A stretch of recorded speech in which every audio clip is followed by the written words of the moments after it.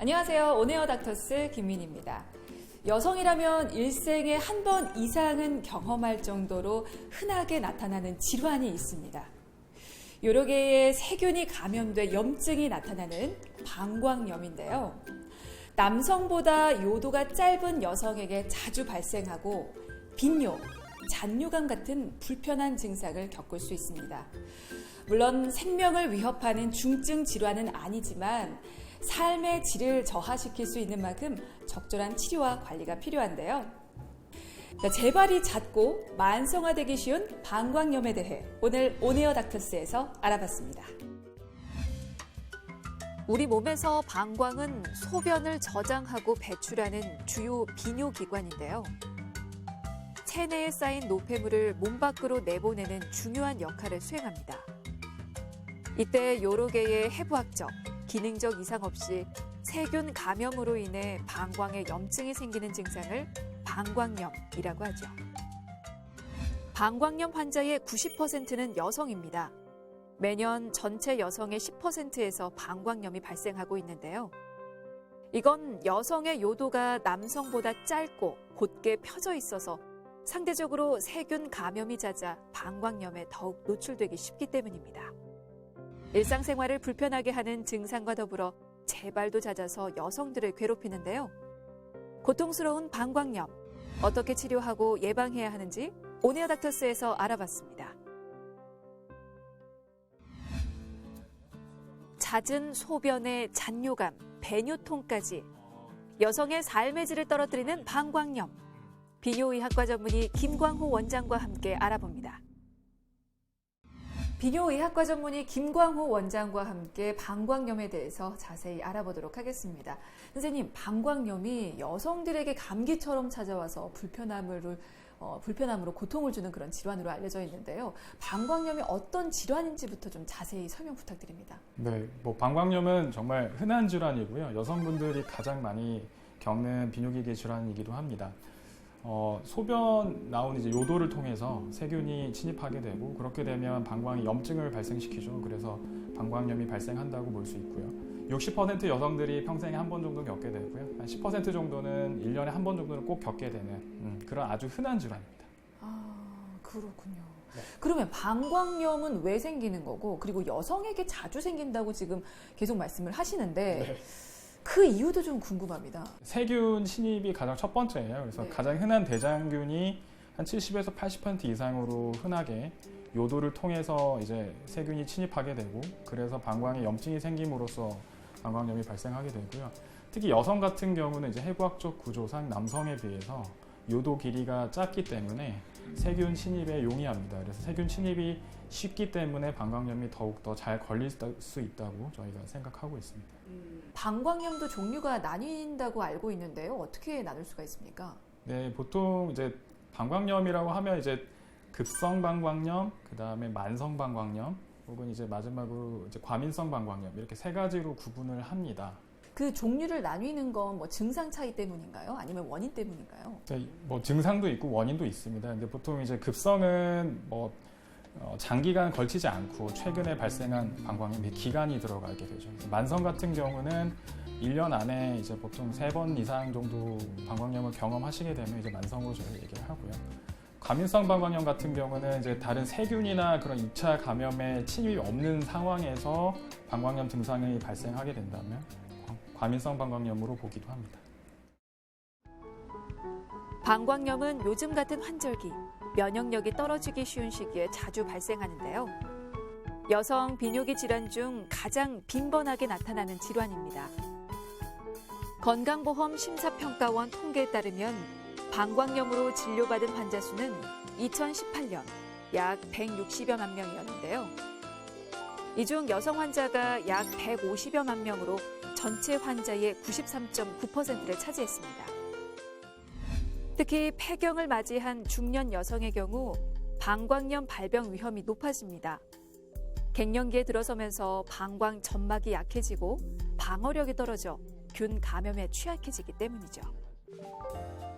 하루 7, 8번 이상 소변이 자주 마렵거나 소변 볼 때 찌릿찌릿 아프고 소변을 참기 어렵거나 아랫배가 종종 아프다면 방광염을 의심할 수 있습니다.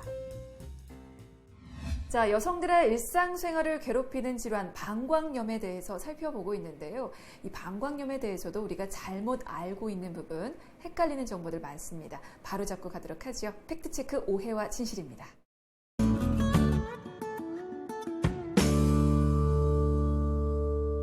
자, 소변을 참으면 방광염이 된다. 소변 참는 거 가지고 방광염이 되는 겁니까? 뭐 그렇게 오해하실 수도 있는데요. 사실 방광염은 확실히 이제 세균이 침입을 하여서 이제 해서 발생이 되는 거기 때문에요. 단순히 소변만 참는다고 방광염이 발생한다고 보긴 좀 어렵습니다. 대신 이제 소변을 오랫동안 억지로 참으시게 되면 방광 기능 감소와 같은 다른 질환을 일으킬 수 있기 때문에 소변은 가능하면 너무 참지 마시고 적절한 시간을 보시는 게 중요하겠습니다. 자, 두 번째입니다. 소변색이 진하면 방광염이다. 사실 소변색하고 건강 상태와 좀 연결 짓는 부분도 있는데요. 어떻습니까? 오해입니까? 진실입니까? 소변색이 진하게 되는 원인은 워낙 다양하거든요. 이제 가장 흔한 게 수분 섭취를 좀 많이 안 하셨을 때, 혹은 비타민 C와 같은 이제 비타민 같은 이런 약재를 복용하시게 되면 일시적으로 소변 색깔이 진해지거든요. 그래서 꼭 그것만 가지고 방광염 진단하기는 어렵고요. 사실 정확하게 하려면 소변 검사를 하셔야죠. 소변 검사를 통해서 염증을 확인하시는 게 가장 좋겠습니다. 알겠습니다. 소변색이 진하면 방광염이라는 오해였습니다. 자, 세 번째입니다. 꽉 끼는 바지를 입으면 방광염에 잘 걸린다. 꽉 끼는 바지가 건강에 그렇게 좋지는 않잖아요. 어떤가요? 방광염에는 어떻습니까? 방광염에도 뭐 좋을 것 같지는 않습니다. 제 생각도. 근데 이제 꽉 끼는 바지 아무래도 입으셨을 때 하복부의 압박감 때문에 이제 소변 볼 수 있는 그런 압박에 의해서 요일을 자주 느끼시게 되고, 그러면은 화장실 자주 갈 수 있는 그런 빈뇨 증상 같은 게 발생할 수 있을 것 같거든요. 근데 이제 물론 바지 이거 입었다고 뭐 방광염에 바로 걸린다 이렇게 보기 힘들고요. 근데 이제 다른 하복부 증상이라든지 뭐 빈뇨와 같은 증상을 유발할 수는 있겠습니다. 네, 자, 이렇게 방광염에 대해서 우리가 잘못 알고 있는 부분들 살펴봤는데요. 자, 이번에는 방광염으로 고통받고 있는 환자분 만나서 이야기 듣고 가겠습니다.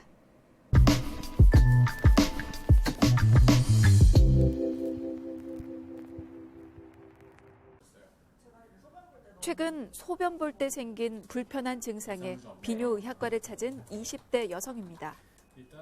방광염 앓고 계신다고 들었는데요. 평소 불편했던 증상 좀 여쭤볼게요.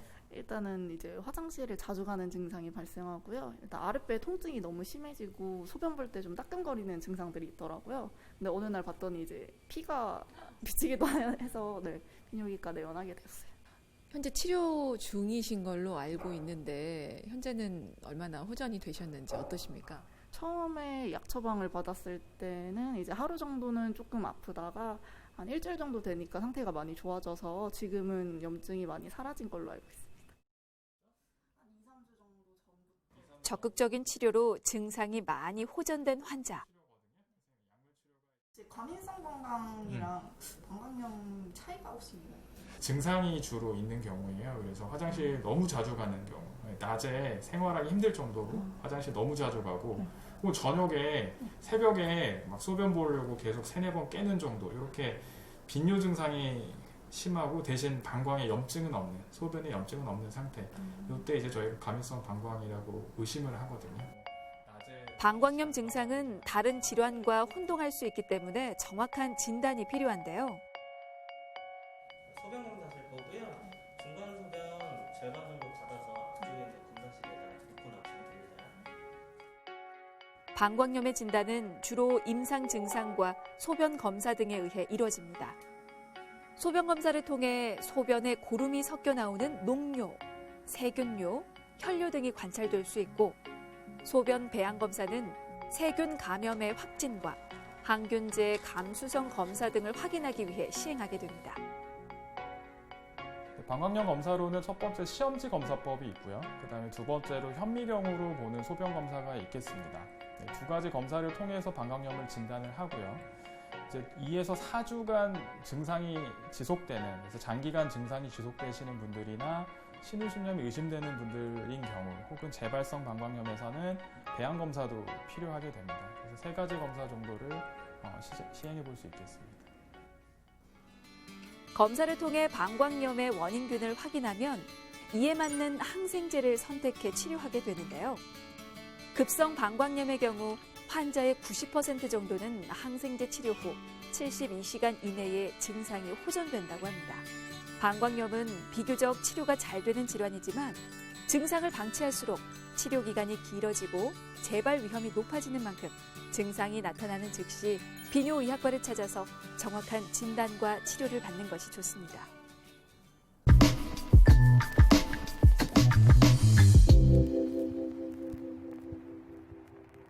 네, 사실 방광염으로 괴로운 게 증상 때문이기도 하지만 재발이 잦아서 또 괴롭다는 분들도 많은데요.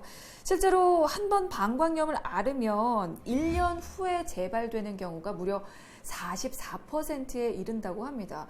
그렇다면 왜 이렇게 방광염이라는 질환은 재발이 잦은지도 궁금해져요. 성적 활동이 활발할수록 방광염에 잘 걸린다는 보고가 있습니다. 그래서 그런 젊으신 연령층 20대, 30대 분들한테 특히나 자주 재발하는 경향이 있습니다. 네, 사실 이 방광염이 생명을 위협하는 질환은 아니기 때문에 치료에 소홀한 분들도 상당하다고 들었는데요. 초기 적극적인 치료가 중요한 이유 어디에 있습니까? 방광염을 치료를 초기에 안 하시게 되면 이제 상부요로 감염, 특히 이제 신우신염과 같은 더 심각한 질환을 초래할 수 있기 때문에 아무래도 초기에 치료하시는 게 좋겠습니다. 네, 알겠습니다. 이렇게 신우신염으로 발전할 수도 있고 무엇보다 재발도 잦은 만큼 치료 후 또 관리도 굉장히 중요할 텐데요. 치료 후 관리법도 좀 안내해 주시죠. 아무래도 대장균이 원인균일 확률이 가장 높기 때문에 위생관리 신경 쓰시고 그다음에 수분 섭취가 또 중요하거든요. 그래서 수분 섭취를 좀 많이 하시는 거 이렇게 하시는 게 가장 좋을 것 같습니다. 성관계 때문에 젊은 층에서 재발이 좀 잦다라고 말씀을 하셨는데 그러면 옮지는 않습니까? 방광염이 이제 성병하고도 물론 관련은 있습니다. 그래서 성매개 질환이 있는 분들일수록 방광염이 걸릴 확률이 높다라는 연구도 있어요. 근데 이제 방광염 자체가 상대방에게 전염이 되는 그런 전염성 질환으로 보긴 좀 힘들고요. 그래서 뭐 이제 아무래도 위생적인 부분이 가장 크게 원인으로 작용할 거라고 생각이 됩니다. 네, 자 끝으로 방광염으로 고통받고 있는 환자분들을 위해서 카메라 보시고 당부의 한 말씀 남겨주시죠. 방광염 같은 경우는 초기에 치료하시는 게 중요합니다. 특히 여성분 같은 경우 비뇨기과를 방문하시는데 조금 편견이 있어서 어려움을 겪을 수 있습니다. 너무 부담 갖지 마시고 가까운 비뇨기과에서 전문의 만나서 진료 보시기를 추천드립니다. 네, 알겠습니다. 자, 여성들에게 감기처럼 찾아와서 일상생활을 괴롭히는 질환입니다. 방광염에 대해서 살펴봤고요. 도움 말씀에 비뇨의학과 전문의 김광호 원장이었습니다. 말씀 고맙습니다.